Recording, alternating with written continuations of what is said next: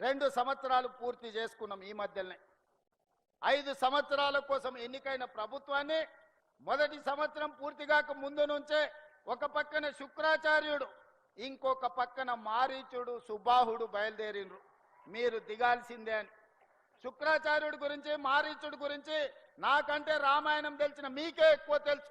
ఆనాడు పురాణాలలో దేవతలు యజ్ఞాలు యాగాలు చేస్తుంటే వాటిని భగ్నం చెయ్యాలి, సామాన్య ప్రజలకు మేలు కోసం ఆనాడు దేవతలు యాగాలు చేస్తుంటే పేదలకు మేలు జరగొద్దు అని ఆ యాగాలను భగ్నం చేసే పని మీద రాక్షసుల కులగురువు, బ్రహ్మ రాక్షసుల కులగురువు బకాసురుడు లాంటి వాళ్ళను, మారీచుడు లాంటి వాళ్ళను, రావణాసురుడు లాంటి వాళ్ళకు కులగురువు ఎవడంటే శుక్రాచార్యుడు.